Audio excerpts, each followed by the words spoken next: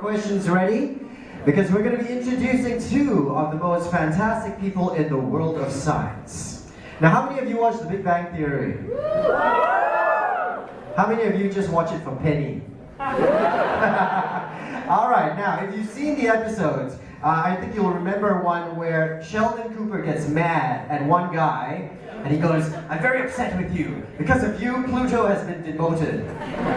Now, this wasn't just in the show. This guy is actually very responsible for the demotion of Pluto. But, you know, to make the, it's not all bad because, you know, he's got a lot of redeeming qualities as well. He is voted the most popular scientist in, well, the United States, although I think many of us believe he is the most popular scientist in the world, yes? Ladies, he has been voted the sexiest astrophysicist alive. And he's also, according to Time magazine, one of the 100 most influential people in the world. He's not just smart, he's also funny. You've seen it on The Daily Show with Jon Stewart, The Colbert Report, and of course he was on The Big Bang Theory as himself, and also on CSI.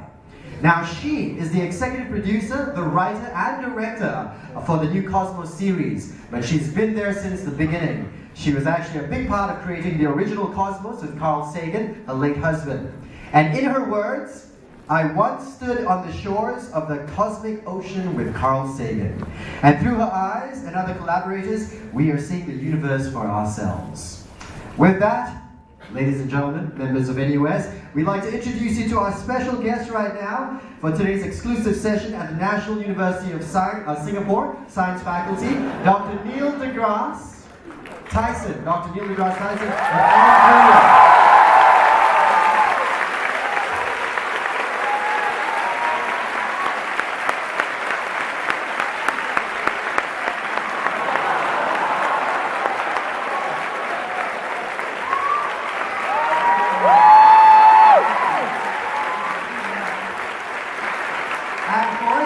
Druyan.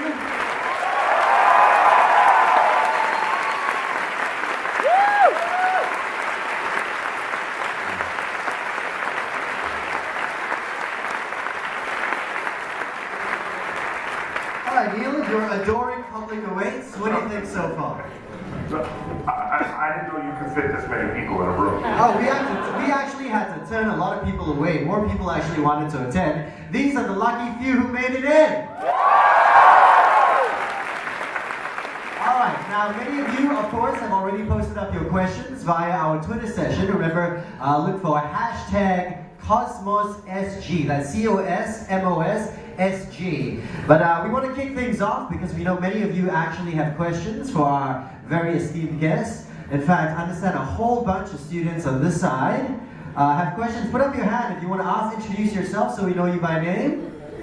All right, this gentleman maybe in blue just in front of me. Hi, I'm Aaron. I'm a final year physics student from the National University of Singapore. This question is directed to Dr. Tyson. I understand that you're an avid fan of sci-fi. So how has that influenced your career choice? I have found the universe itself to be that which inspires science fiction.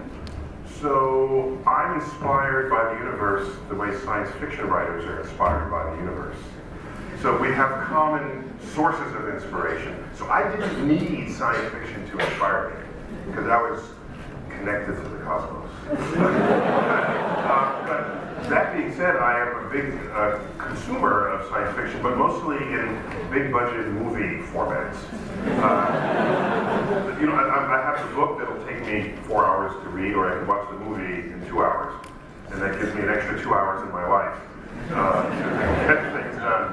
So my very single favorite movie of all time is The Matrix. Matrix 1.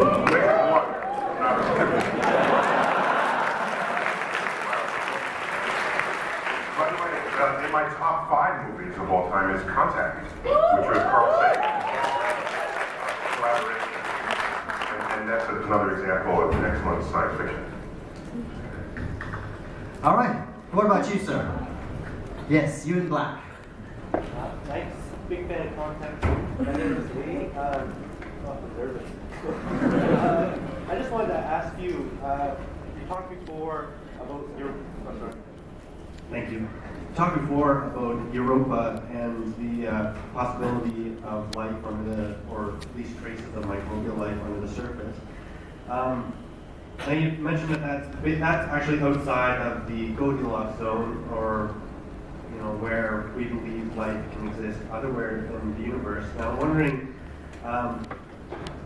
after we do more research on this and we drill through the surface, or how we get through it, do you think there'll be further studies on how we can find life under the surface of other planets throughout the universe that are outside of this Goldilocks zone? Yeah, so just to remind people what the Goldilocks zone is, it's very obviously named when you hear what it describes. Life as we know it requires liquid water. And if you look at the distance a planet might be from its host star, you can picture one that might be too close and any liquid water there would evaporate, or too far away and the water would freeze. So there's this sort of just right zone. And Earth is in the just right zone. And for the longest while, we presumed that would be the only place you would ever find life as we know it. And then we found that Jupiter pumps energy into some of its surrounding moons. And if you have a source of energy that's not the sun, then you can have liquid water without reference to the sun. And if you can have liquid water without reference to the sun, it broadens your concept of a Goldilocks zone. And so the fact that Europa, though icy on its surface, is kept warm deep inside, that completely blew open the territory where you would be searching for life as we know it. So, getting back to your point, if we go to Europa and start digging, I want to go, send me. I'm going to go ice fishing on Europa, cut a hole and, put a little fishing pole down and wait for something to bite. Maybe nothing's there, but it's not realistic to think of doing that on another star system.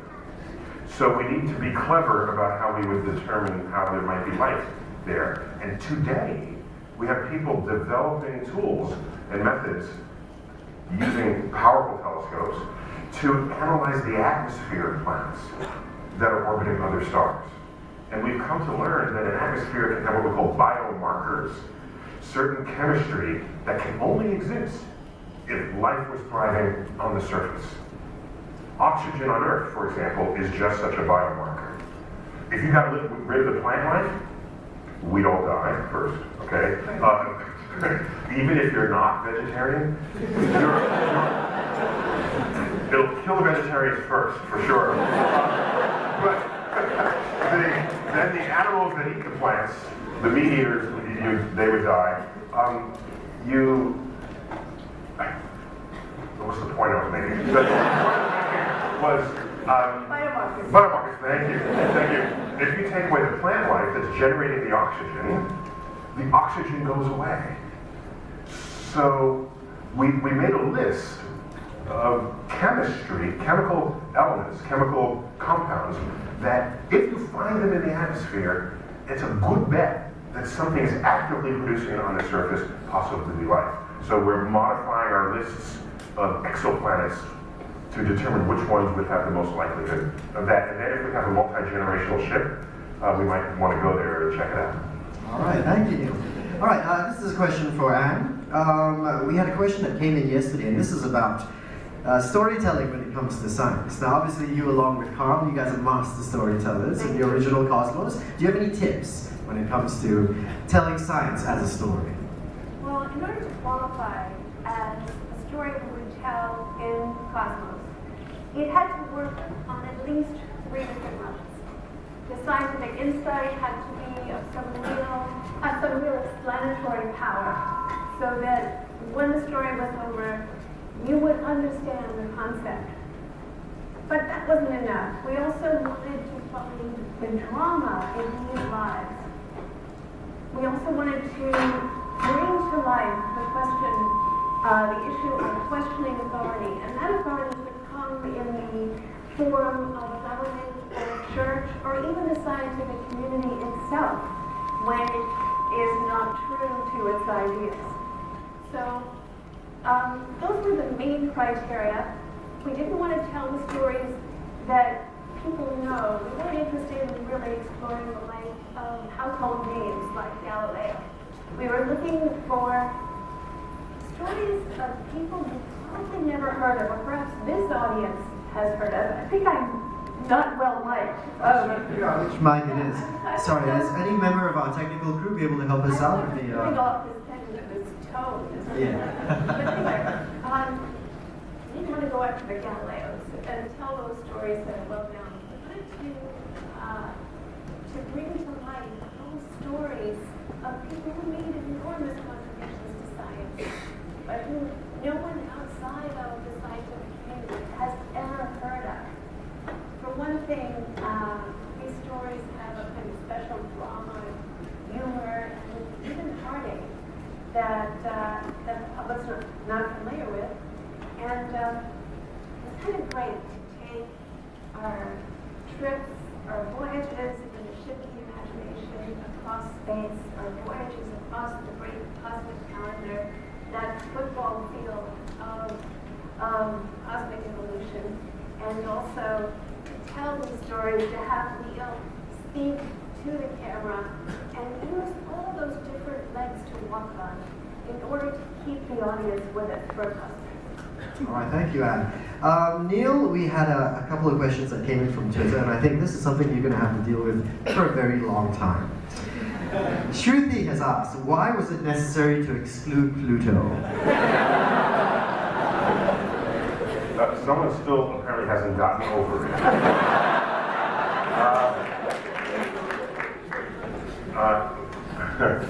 I didn't demote Pluto, although I was accessory to the crime.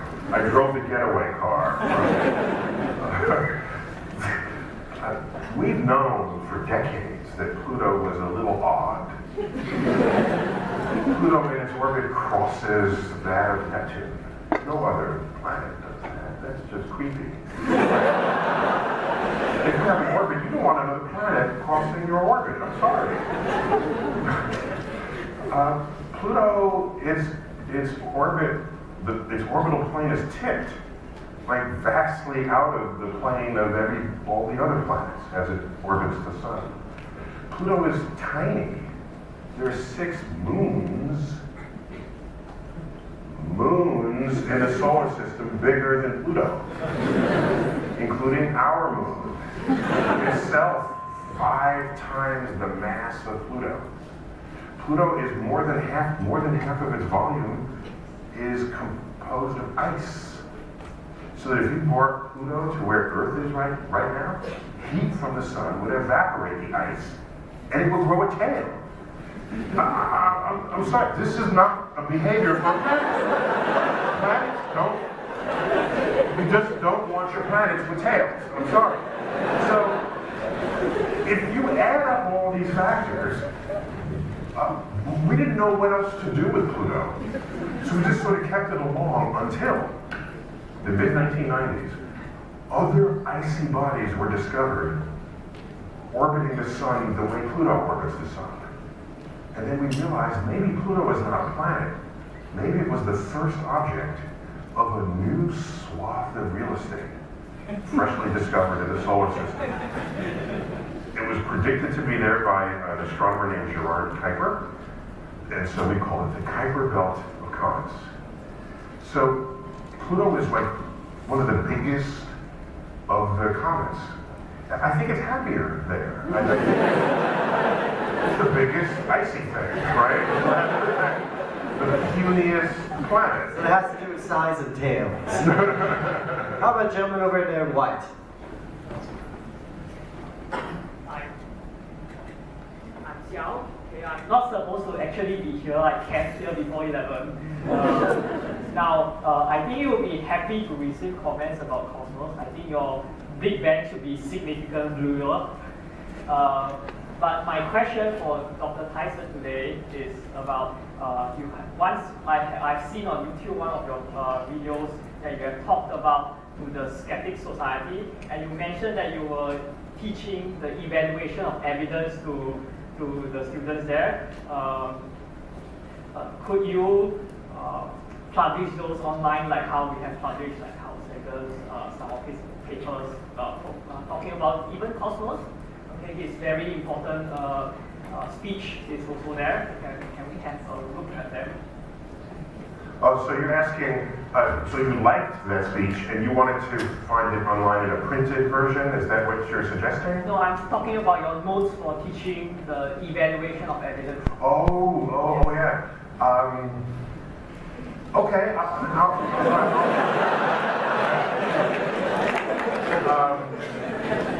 yeah, here's the difference. The difference is, Carl Sagan actually spent a good chunk of his of his energy reaching the public. He spent a good chunk of that addressing how people can misthink things. And that was as noble a cause as exists for a scientist. And Anne could probably speak more about that because she was like with him while this was going on. Me, however, professionally, I do less of that. So that video you saw is a very tiny fraction of my total output. And I did it because I was basically dragged there to speak on that topic. And so, I'm happy to consider creating a larger piece of myself to help people and train them sort of how to think about data and evidence. What I do typically is just show people how cool the universe is. And then it's so cool they want to know themselves how to study it. And then you get that for free, that kind of critical thinking. To come after the fact, that's a much harder task if someone's brain wiring is already kind of tangled and confused. And I'd rather just walk around them and find somebody else who's not all confused yet. But Carl had the bravery to go out there and tackle this on every frontier. Yeah, I mean, Carl believed that this information, this understanding of the grandeur of the universe belonged to every one of us. I don't know how it is here in Singapore, but in the United States, to get a show like Cosmos on prime time, on a major network, actually two major networks, so that it will be broadcast on its premiere evening across something like 10 different channels. To do a show in prime time, which is about science, the ethos of science, the values of science, and the glory of the universe it reveals, is unheard of in the United States. It hasn't happened in my adult life. And it's one of the great thrills of collaborating on this project and being on this international press tour. And hoping that the zeitgeist in the United States, at least, will change as a result of it. That the making the case for science and bringing alive the production values that you've just seen something of. So that, Neil's favorite movie is The Matrix. Well, I've got the director of photography directing episodes of Cosmos and bringing his skills so that instead of putting them in the service of just explosions or, cars blowing up or, horrible things happening. In fact, it's for the first time going to be used exclusively in this television series to bring something of the reality of the vastness of the universe. This is a source of amazing joy for me, and it's because it was Carl Sagan who first inspired me to want to do this kind of work. And Carl had this vibrant scientific career. He published 600 refereed scientific papers. At the same time, he was mounting this campaign globally to acquaint people with the values of science, why it matters what's true. Not absolute truths, because they're only subject to revision. That's the great strength of science. But a kind of critical thinking that makes it harder for governments and businesses and other institutions to lie to you. Makes it harder to manipulate you and me so that we have some kind of detection kit in our brains, internally, everyone, not just the highly educated like yourself, but every citizen. That's the great dream of Carl Sagan's life and of Cosmos, that this is a birthright. In the 13 hours of Cosmos, we go to plunge into the methane Kraken Sea on Titan, the moon of Saturn. We take a 9-minute voyage to the bottom of a dewdrop to discover all the incredible dramas, the gladiatorial confrontations that happen inside a dewdrop. Now, the very passion of Cosmos is that science reveals these worlds, these ways of thinking, these kinds of light that we never knew were there before. And that's our great dream for this show. That not just people such as yourselves who have sought out higher education and science, but people who have no idea that they have any interest in the subject, or maybe even have some overwhelming antagonism to this way of seeing, will somehow be engaged and want to know more. Oh, with that, I can't wait to see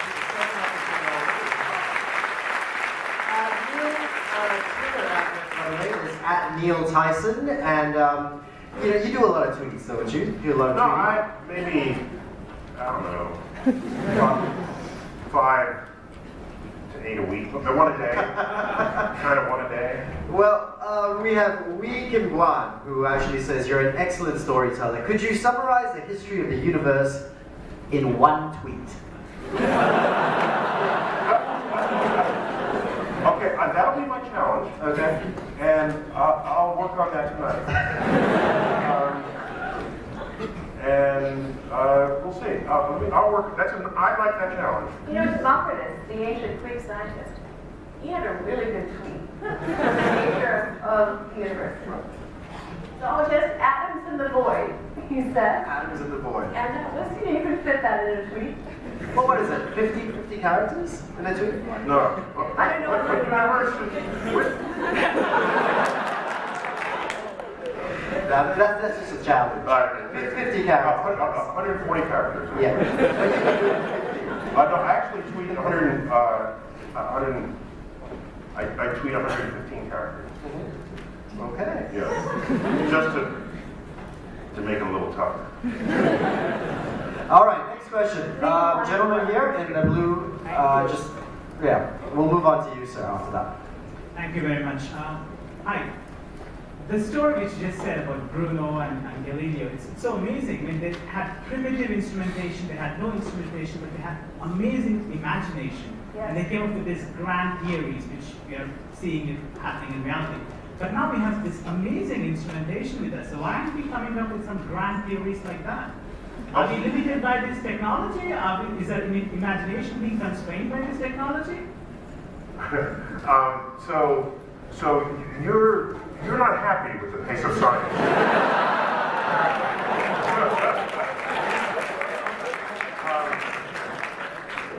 If you look at the history of great discoveries, they don't come around every year. Of mind-blowing, world-turning, upside-down discoveries. No, they don't happen every year. But they do happen with some frequency.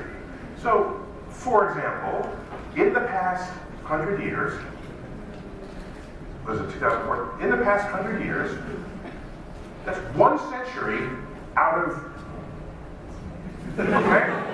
In the past 100 years, general relativity was discovered. Shortly after that, quantum physics was discovered, which is the intellectual and technological foundation of our entire IT world. Quantum physics. Okay, what happened a few years after that? DNA was discovered, right? Okay. That was in the 1950s. You know what else happened in the 1950s? A research paper that identified the origin of the elements, noting that the carbon, the oxygen, the nitrogen in everything, but especially given our world in life, is traceable to what stars do in their cores. This is the great correspondence revealed to us by modern astrophysics. That was in the 1950s. In the 1970s, that's the birth of the Standard Model of Particle Physics. Standard Model of Particle Physics, right? But I'm not done with him. All right. Uh-oh, what have you done now? Right. Hold me back.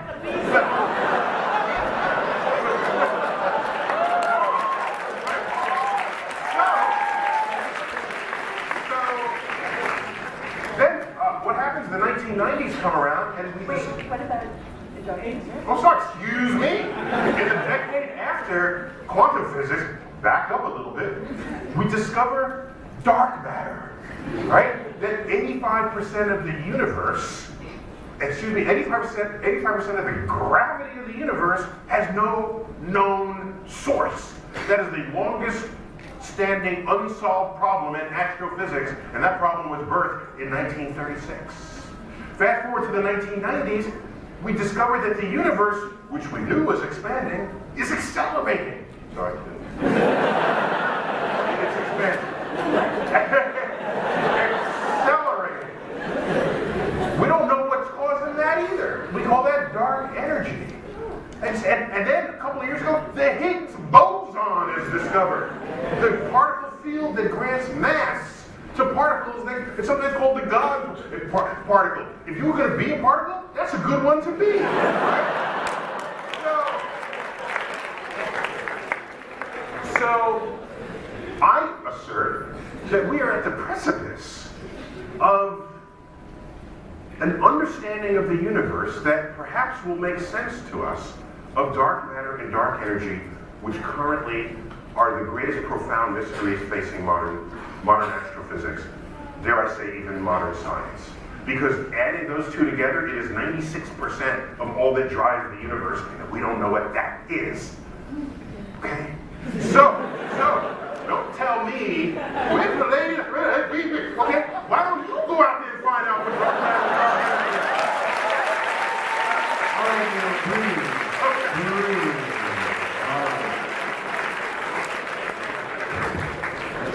Hi, I'm Vic from Spain, and that's not a question, that's a gratitude words, especially for Mrs. Druyan. Because, well, I finished physics, then I did a master's degree in space engineering, and soon I hope to start my PhD in physics. And everything started with one book, Cosmic Connection, when I was around 6 years, and I just wanted to say thanks. Thank you so much to guide me in this way, and I hope to contribute someday into science. Only say this. Thank you.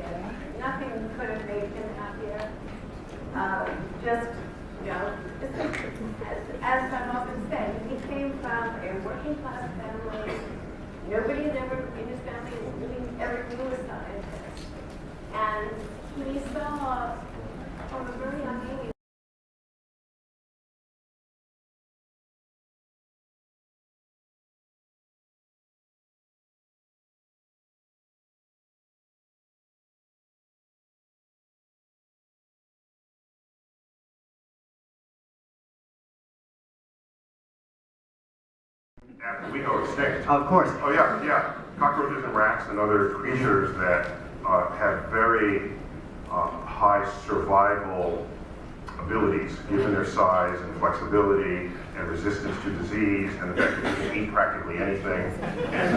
But why focus on birds?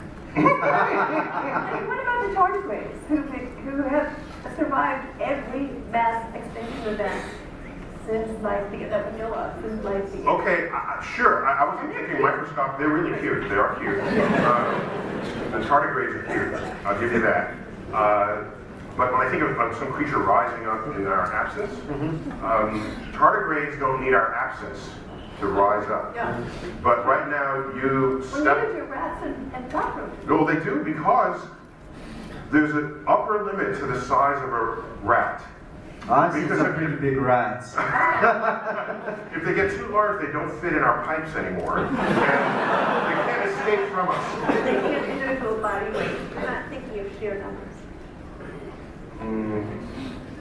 Yeah, I'm just thinking of how much bigger they'll get, because there's no longer any of us chasing them trying to get rid of them. Well, the reason why I bring that up is because we have a message coming from Instagram's Carbit.com, who asks, where do we stand as human beings in this vast galaxy?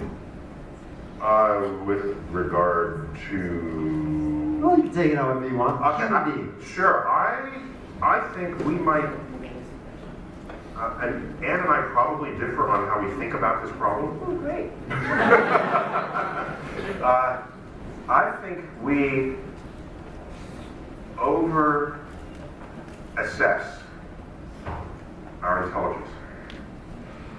We define ourselves to be intelligent, and we define it in such a way that no other animal has that intelligence, so that we sit alone in this mantle of intelligence.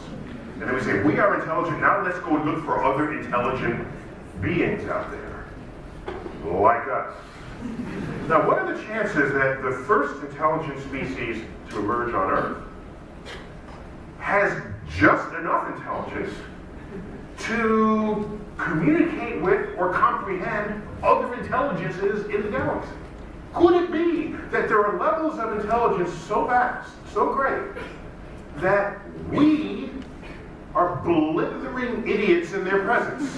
We are so absent intelligence compared with them that we are of no interest to them at all, any more than a worm on the street. When you walk by a worm, do you say, gee, I wonder what that worm is doing? Let me try to communicate with that worm. Take me to your leader. No. Step on the worm, all right? Wait, is that illegal in Singapore?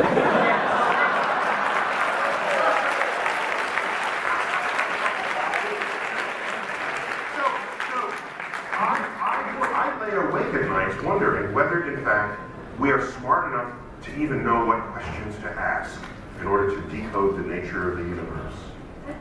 Exactly what do you think we would disagree about? Oh. I mean, we've known each other for 20 years. Yeah. Okay, so we're tight on that. Yeah. No. Isn't that the basic going assumption of virtually every piece of science fiction ever written?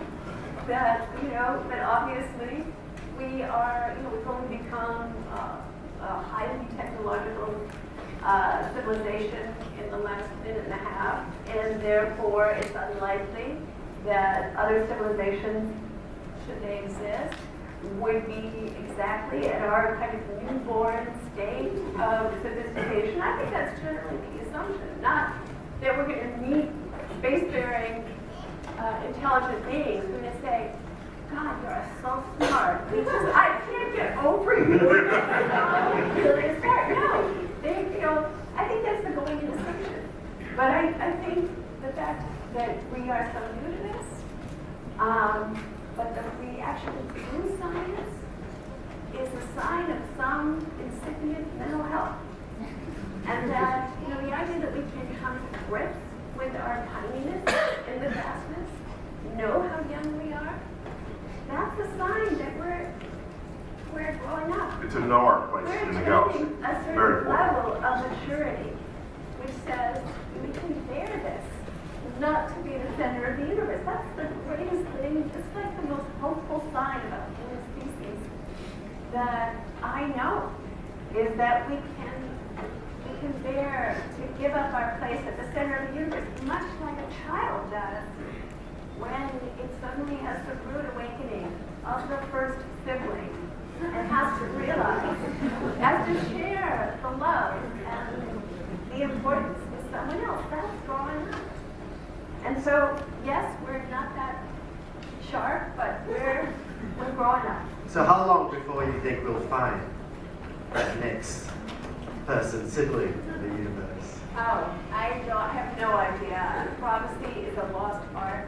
It's something that no person in their right mind would take a stab at.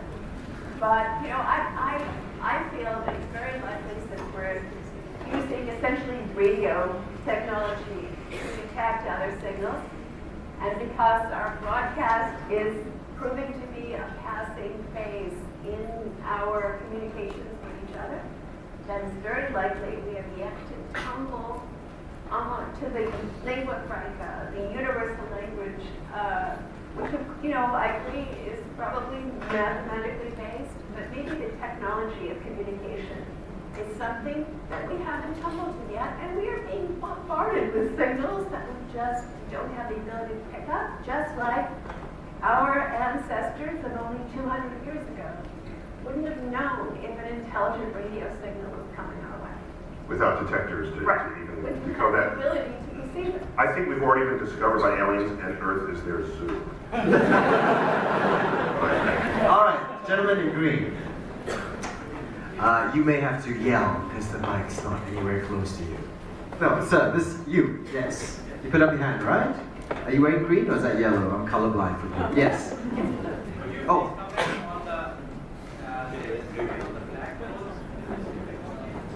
Yeah, so the question is, can I comment on the latest ideas of Stephen Hawking regarding black holes? Sure. Stephen Hawking, there's an interesting fact about Stephen Hawking. Anytime he says anything, the press come to me in New York. What do you think about Stephen, they say, tell me about Stephen Hawking. What, and I just need him to be quiet for a little while. He posted a research paper on a reassessment of the meaning of an event horizon. And the event horizon is sort of the fundamental feature of a black hole. You cross an event horizon, you never come back. The event horizon is the guarantee that you've fallen into a hole where it's dark. Okay? So he reassessed the concept of the event horizon and described it as a surface that, as I understood the paper, okay, because it's still freshly out there, and I could benefit from perhaps more digestion of his ideas. But if the event horizon is instead a quantum surface, then there'll be fluctuations at that surface where some light will get out, so that a black hole would not be black. It would be like gray, okay? And so people, but hearing this said, oh, Hawking said there's no black holes anymore. He still got the thing there, it's still something to avoid. And if you fall in and you try to come out quantum mechanically, that won't go well for your anatomy, okay? So that paper, when submitted, was not yet peer reviewed. So we'll see once it gets hashed out by the true experts in black hole physics, to see if we have to rethink how black a black hole really is. Dr. Tyson, you say that we are made of stardust. Do you think that human life is really the universe trying to understand itself? Well, I'm going to pass that to Anne, because that idea, that concept, emerged in the collaborations of Anne and Carl Sagan and their work. So, Anne, why don't you handle that? Thank you, Ian. My favorite line from the original Cosmos series is, we are a way for the universe to know itself. I think Carl was really one of the first people, if not the first, to articulate that notion that molecules, given nearly 4 billion years of cosmic evolution, can become aware. And I loved a line of his, which was, I'm a collection of molecules called Carl Sagan. You're a collection of molecules. Sorry. You're a collection of molecules. That's much better. You're a collection of molecules with another name. There's a resistance to this idea because for some reason, a lot of people don't feel that matter is sufficiently worthy and noble to attain consciousness. And there's this belief in our civilization that some other force has to do something magical to turn matter into consciousness. I think it's very clear the pathway that matter takes in evolution. And I think it's one of the great, once you start thinking of yourself as a way to know the universe, that separation between you or me and the universe begins to erode and disappear. And in a way, you know, science is displacing us from the center. It taketh away, but it also giveth. It also is a way to legitimately feel, without lying to yourself, that you are part of a legacy that stretches back not only to the beginning of time, but to a relatedness with all life on this planet that is real as anything. All right. Now today is Friday. It's also, you know, a big day for other reasons as well. The final day of Chinese New Year. It is also Valentine's Day. And so our final question comes from a Twitter follower. Her name is Xiao Chen Tian. And she wants to ask, which physics phenomenon in the universe do you think is the most romantic?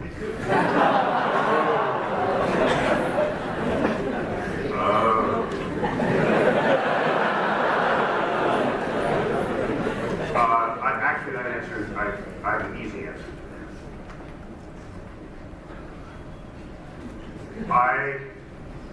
No matter what part of the universe I gaze upon, be it the large-scale structure of the cosmos, or the intricate conduct of an atomic nucleus, to me, I feel a deep sense of connection, a deep sense of participation, the great unfolding of a cosmic story that began with the Big Bang and will continue to the foreseeable future. And no matter what I gaze upon, to me, on this Valentine's Day, they are all heavenly bodies.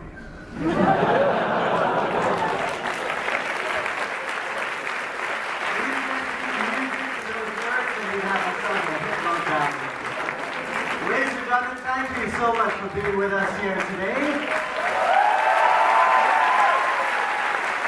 Once again, welcome you and Tyson. The wonderful Druyan. Don't forget to catch Cosmos at Space-Time Auditorium. Now at this point, we'd like to invite Physics, Professor Phil, who would love to present our guests with a special token of appreciation. All right. Could you join me again? A round of applause one more time.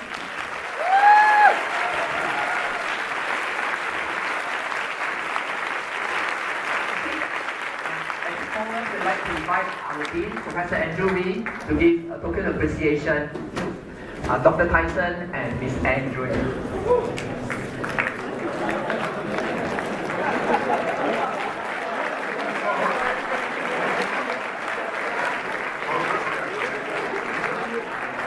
A bouquet of flowers for Anne and Valentine's Day.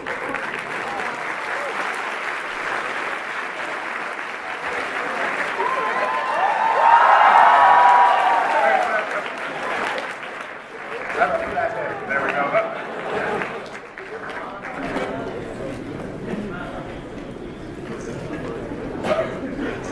Okay, thank you very much.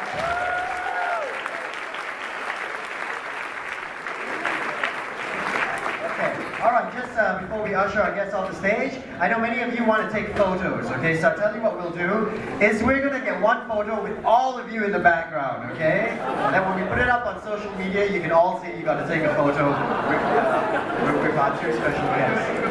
Yes, okay. So, sir, just, Neil, we can just invite you to sit there.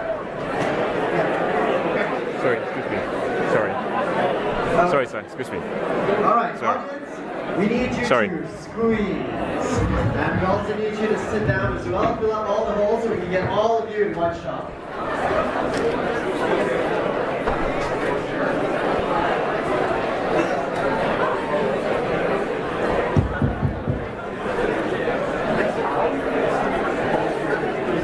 Thank you.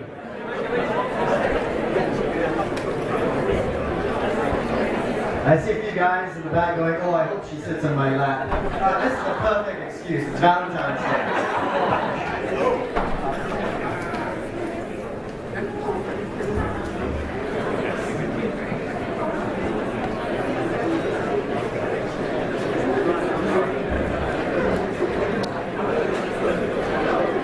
All right, everybody smile at the camera. Say cheese. No, you know what? No. Say Pluto. Get over it. Cosmos. Cosmos. All right, like 1, 2, 3. Everybody yell Cosmos. Okay, 1, 2, 3. All right, good job. Thank you so much, guys. Thank you to our guests once again, Dr. Neil, Tyson, and of course, Druyan.